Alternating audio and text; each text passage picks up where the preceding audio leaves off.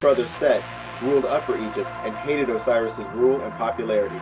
Set is the Egyptian god of chaos, storms, and evil. Egyptian mythology is terribly inconsistent from text to text, Set being among the few exceptions. He's universally considered dark and evil. In this song, Be Prepared, Scar's lair looks increasingly like hell. So prepare for the coup of the century. Be prepared for the murkiest scam. Meticulous planning, tenacity spanning, decades of denial. Set soon conspires to kill his brother Osiris in a remote place with no witnesses, just as Scar did. But Set only partially succeeds, because Horus, the son of Osiris, was still alive and fled into hiding. Set merges Upper and Lower Egypt and begins ruling them both, and brings both to failure. Eventually, Horus returns. A great battle ensues where Horus's eye is injured by Set, and alas, Horus defeats him. Some Egyptian texts even claim Set had Osiris trampled to death, just as Mufasa and Whistler were.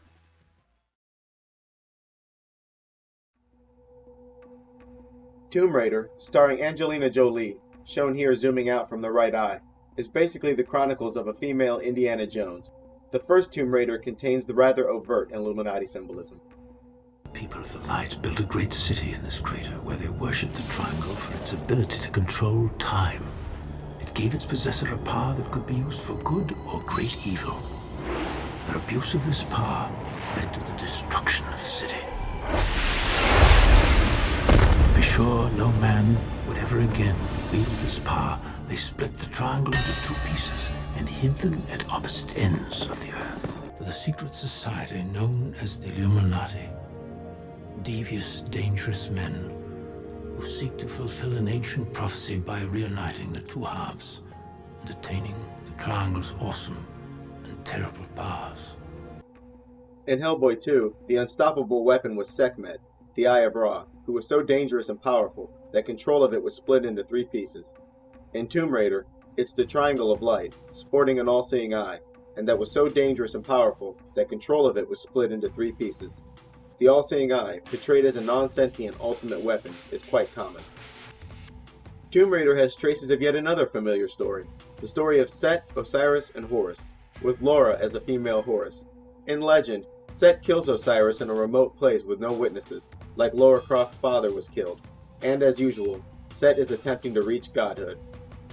At the end, the final battle of who would rule between Horus and Set, Lara Croft and Manfred Powell race to the top of a pyramid.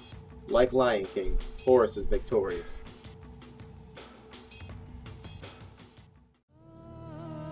Conan the Barbarian includes heavy use of eye and serpent symbolism. Conan the Barbarian is about a warrior named Conan, played by the talentless Arnold Schwarzenegger, whose family is killed by a guy named Thulsa Doom. Conan is captured and turned into a hooligan. He's eventually set free and immediately proceeds on an adventure of revenge. He locates and sneaks into Thulsa Doom's lair, which is called Set's Mountain of Power in the movie, and kills him. This story sounds like yet another retelling of Horus versus Set conflict. Set kills Horus's father, Osiris, and Horus spends the rest of his time gaining revenge and reclaiming his throne. Thulsa Doom, played by James Earl Jones, is connected to the Egyptian god Set so often in the film that it's kind of implied that he is Set. The only snakes I know of are those of Set and those cursed towers. They have spread to every city. 2-3 years ago, it was just another snake cult. Now, everywhere. It is said that they are deceivers. They murder people in the night. They said you would come. A man who would someday be king by his own hand. One who would crush the snakes of the earth. Snakes? Did you say snakes? Conan has traces of the man who would be king too, where Conan arrives with a special charm on his neck and is singled out. In Conan, Set's symbol is two connected serpents facing each other against the sun, whereas in The Man Who Would Be King, it was two connected serpents facing away. Also, a familiar theme unfolds as Conan dies and comes back to life.